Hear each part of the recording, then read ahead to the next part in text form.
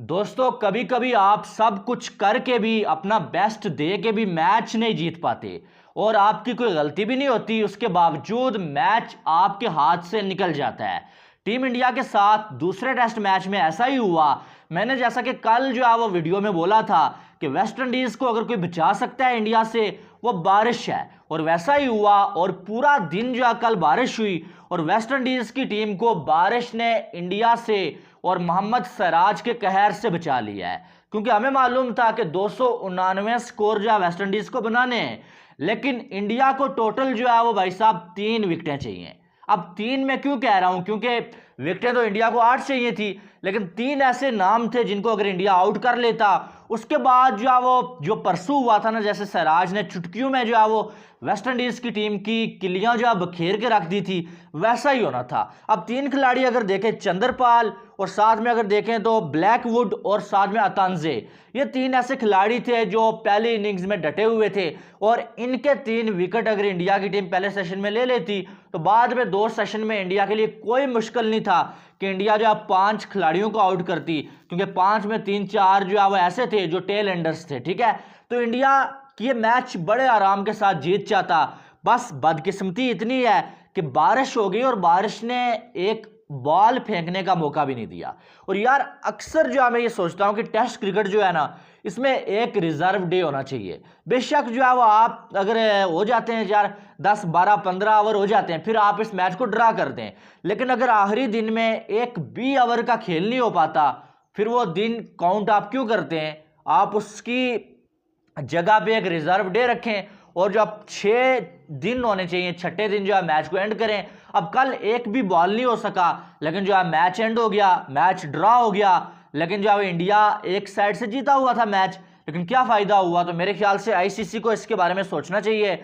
और test cricket में एक रिजर्व डे हर 2 सूरत में होना चाहिए। जब एक भी बॉल ना हो सके एक दिन में, वो दिन किस काम का? फिर आपको रिजर्व डे रखना चाहिए। ठीक है, अब अगर देखें तो इस मैच में और इस सीरीज में इंडिया के लिए कुछ पॉजिटिव्स भी निकल के सामने आए और कुछ नेगेटिव्स भी निकल के सामने आए। दोनों के हवाले से बात करेंगे, क्या इंडिया ने भाई साहब पाया और क्या इंडिया ने इस सीरीज में खोया। ठीक है, अब अगर देखा जाए तो सबसे पहले हम जो है बात करेंगे ओपनिंग के हवाले से। ठीक है, रोहित शर्मा कितने अरसे से फॉर्म नहीं आ रही थी, बड़ा स्कोर नहीं आ रहा था, लेकिन ये सीरीज आप ही अगर कहें कि रोहित शर्मा के नाम है भाई, तो कुछ गलत नहीं होगा, क्योंकि रोहित शर्मा ने 2 मैचेस में 3 इनिंग्स में बैटिंग की है। 240 स्कोर बनाया रोहित शर्मा ने, 80 की जो है वो इनकी एवरेज है और 103 इनका बेस्ट है, और 2 50s और 1 सेंचुरी बनाई है, यानी कि तीनों इनिंग्स में रोहित शर्मा ने 50+ स्कोर बनाए। तो रोहित शर्मा की फॉर्म आना इंडिया के लिए बहुत बड़े साइंस हैं। और अगर देखा जाए तो WTC का स्टार्ट हो रहा है, और यहाँ पर जो है रोहित शर्मा ने वेस्ट इंडीज के खिलाफ इतनी अच्छी बैटिंग की, आगे इंग्लैंड के खिलाफ भी खेलना है आपको मालूम है। तो रोहित शर्मा की फॉर्म आना इंडिया के लिए बहुत जरूरी थी, ये पॉजिटिव है। ठीक है, उसके बाद अगर देखें तो यशस्वी जायसवाल, ये लड़का भाई, इसको डेब्यू करवाया गया, सब ने जो है शोर डाला हुआ था कि भाई जो है वो IPL का जो है वो परफॉर्मर है, उसको आके टेस्ट में डाल दिया। टेस्ट में जो डोमेस्टिक में परफॉर्म कर रहे हैं उनको आपने लिया नहीं, लेकिन इसने सबको जवाब दिया, अपने बैट से जवाब दिया। और आप देखें इंडिया को एक ओपनर मिल गया है। अब पहले ही जो अपने डेब्यू मैच में जो है सेंचुरी लगा दी, 171 स्कोर की जो है वो जबरदस्त इनिंग्स खेली रोहित शर्मा के साथ। 2 मैचेस में 3 इनिंग्स खेली हैं जनाब ने, 266 स्कोर, सबसे ज्यादा स्कोर इस सीरीज में इसने बनाया। ठीक है, और 88 की एवरेज है भाई, 171 बेस्ट है, 1 50 और 1 सेंचुरी बनाई है। तो ये बंदा इंडिया के लिए बहुत लंबा खेलने वाला है, और आप ये कह सकते हैं कि ये इंडिया का फ्यूचर है। ठीक है, और अब रोहित शर्मा के साथ यही आपको जो वो विकेट के वगैरह में ओपनिंग करते हुए नजर आएंगे। ठीक है, उसके बाद अगर देखा जाए तो विराट कोहली, किंग कोहली, सो नहीं आ रहा, सो नहीं आ रहा, सो नहीं आ रहा। पहले बॉर्डर गवास्कर ट्रॉफी में जो है वो ऑस्ट्रेलिया को फेंटा लगाया, अब जो है वो वेस्ट इंडीज के खिलाफ 2 इनिंग्स में जो है विराट कोहली ने 1 50 लगाई है और 1 सेंचुरी लगाई है। ठीक है, अब अगर देखा जाए तो विराट कोहली ने 197 स्कोर बनाए भाई, 98 की इनकी एवरेज है, 121 बेस्ट है भाई, 1 50 और 1 सेंचुरी। तो विराट कोहली का वर्ल्ड कप से पहले ऐसी फॉर्म में आना, ये भी इंडिया के लिए बहुत अच्छे साइंस हैं।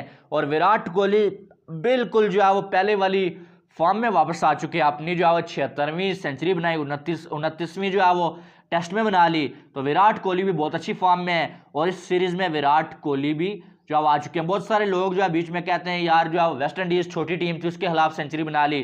तो भाई छोटी टीम हो या बड़ी टीम हो, ठीक है, सेंचुरी की अपनी एक वैल्यू होती है और सेंचुरी सेंचुरी होती है, ठीक है, तो ये आप नहीं बोल सकते। बहरहाल उसके बाद जो हमारे पास आ रहा है वो आ रहा है जी ईशान किशन। ईशान किशन इसने भी डेब्यू किया, शायद इसको मौका ना मिल पाता ऋषभ पंत अगर होते, लेकिन ऋषभ पंत के ना होने की सूरत में ईशान किशन को मौका मिला और ईशान किशन ने मौके पे चौका मारा है। पहले इनिंग्स में जो अब इतनी पहले मैच में भी इतनी बैटिंग नहीं मिली, ठीक है, लेकिन जो दूसरे मैच की दूसरी इनिंग्स थी ना, यहाँ पर इंडिया को ऐसा कोई बंदा चाहिए था जो ऋषभ पंत की तरह खेलता, बेसबॉल खेलता और एक सेशन में जो है वो आपको इतना तेज खेल के दे देता कि आप इस सिचुएशन में आ जाएं कि जो आप जो है वो मैच को आप इनिंग्स को डिक्लेयर कर सकें। अब विराट कोहली को भी क्रेडिट जाता है क्योंकि ईशान किशन ने कहा कि विराट कोहली ने मुझे पहले भेजा अपने से कि जाओ और अपनी गेम खेलो। विराट कोहली चाहते तो खुद भी आ सकते थे, लेकिन उन्होंने ईशान किशन को भेजा और ईशान किशन ने ऋषभ पंत वाले बैट पे के साथ ही खेला और उस बैट के साथ ही क्या कमाल का खेले, बिल्कुल सेम टू सेम वही जो है वो एक हाथ से जो है शॉट्स लगाए ऋषभ पंत की तरह और ऋषभ पंत की जो याद है ना वो ताज़ा कर दिया है। और जो है इन्होंने जो है वो 2 मैचेस में 3 इनिंग्स में 78 स्कोर बनाए, 78 की एवरेज है। पहले 2 इनिंग्स में इतनी बैटिंग नहीं मिली, लेकिन इस इनिंग्स में भाई साहब जो है वो इन्होंने 52 स्कोर बनाए और कमाल का खेले, तेज खेले हैं, बेसबॉल खेले और कमाल का खेले हैं। तो ये भी आने वाले वक्त में विकेट कीपर बैट्समैन के तौर पे खुद को मनवा चुके हैं और इंडिया की जानब से आपको खेलते हुए कम अज कम शिखर भरत से ज़्यादा चांसेस इनको मिलेंगे और उनसे ज़्यादा मौके इनको दिए जाएंगे, ठीक है। और उसके बाद हमारे पास जो आता है शुभमन गिल। अब शुभमन गिल यार इस सीरीज में शुभमन गिल नहीं चल सके, टू बी ऑनेस्ट, जितनी इस बंदे में टैलेंट है जितना उतना ये परफॉर्म नहीं कर पाए। अब 2 मैचेस में 3 इनिंग्स में बैटिंग की है और 45 स्कोर, 22 की एवरेज, टोटल 29 बेस्ट है जो लास्ट इनिंग्स में नॉट आउट गई है। अब शुभमन गिल ने कहीं आप ये भी कह सकते हैं कि अपने पाँव पे खुद कुल्हाड़ी मार ली है। कैसे मार ली है कि ये मैच शुरू होने से पहले क्या हुआ, ये सीरीज शुरू होने से पहले शुभमन गिल राहुल द्रविड़ से स्पेशली मिले और उनसे ये बोला कि मैं नंबर 3 पे बैटिंग करना चाहता हूँ, ओपनिंग में बैटिंग नहीं करना चाहता, मैं नंबर 3 पे पुजारा की जगह पे बैटिंग करूंगा, ठीक है। अब ये हुआ कि नंबर 1 पे ओपनिंग पे ये अच्छा भला परफॉर्म कर रहे थे, 50s लगा रहे थे, सेंचुरी लगा रहे थे, रोहित शर्मा के साथ इनका रिकॉर्ड अच्छा था, लेकिन इन्होंने खुद ही जो है नंबर 3 को चुना और नंबर 3 पे ये बिल्कुल फ्लॉप रहे। और अब जो है वो आप देखें ओपनिंग में जायसवाल ने आके परफॉर्म कर लिया, उन्होंने तो अपनी जगह पक्की कर ली है और पुजारा भी जो है परफॉर्म कर रहे हैं। दूसरी साइड पुजारा वापस आएंगे, शुभमन गिल की जगह कहां पर होगी टेस्ट क्रिकेट में, ये सोचने वाली बात है। क्या इनको मौका मिल पाएगा या नहीं मिल पाएगा और इनको अपनी जगह बनाने के लिए परफॉर्म करना पड़ेगा, जो फिलहाल ये नहीं कर रहे हैं, ठीक है, टेस्ट क्रिकेट में। तो ये इन्होंने अपने पाँव पे मुझे ऐसा लगता है कुल्हाड़ी मार ली है। उसके बाद जो है वो अजिंक्य रहाणे की बात करें तो रहाणे साहब जो है वो WTC में जो है इनका स्कोर काफ़ी सारा था, इसलिए इनको वाइस कप्तान भी बनाया गया था। लेकिन इस सीरीज में रहाणे बिल्कुल फ्लॉप रहे हैं भाई, 2 मैचेस में 2 इनिंग्स, टोटल 11 स्कोर बनाए, 5 की एवरेज है और जो है वो क्या बोलूँ मैं, यानी कि 8 स्कोर इनका बेस्ट स्कोर है, 0 50 0 सेंचुरी।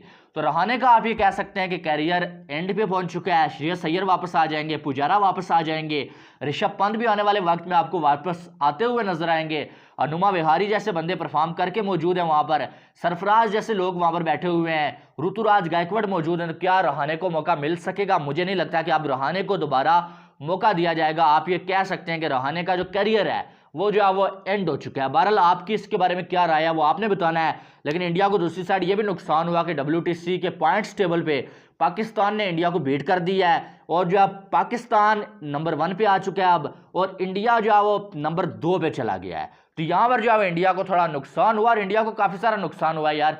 ये सीरीज ऐसी थी कि जो इंडिया के जीतना बनता था और एक ऐसी इजी सीरीज थी कि इंडिया, हम ये कह रहे थे इंडिया वेस्ट इंडीज़ में जाके वेस्ट इंडीज़ को हरा लेगा और उसके बाद ये होगा कि बाकी थोड़ी मुश्किल सीरीज है इंडिया की, ठीक है। तो ये इंडिया के पास मौका था कि WTC में पॉइंट्स जो है इकट्ठे करने का, जो कि अनलकी रहा इंडिया और बारिश हो गई और बारिश ने वेस्ट इंडीज़ को तो फ़ायदा दे दिया, उनकी रैंकिंग जो है वो गिरने से बच गई, लेकिन इंडिया को नुकसान हो गया। बहरहाल आपकी क्या राय है इसके बारे में वो आपने बताना है। वीडियो को लाइक और चैनल को सब्सक्राइब करिएगा ताकि आने वाली तमाम अपडेट्स आपको बर वक्त मिल सकें। मिलते हैं नेक्स्ट वीडियो में, अपना बहुत सारा ख्याल रखिएगा। लव यू ऑल, अल्लाह हाफिज़।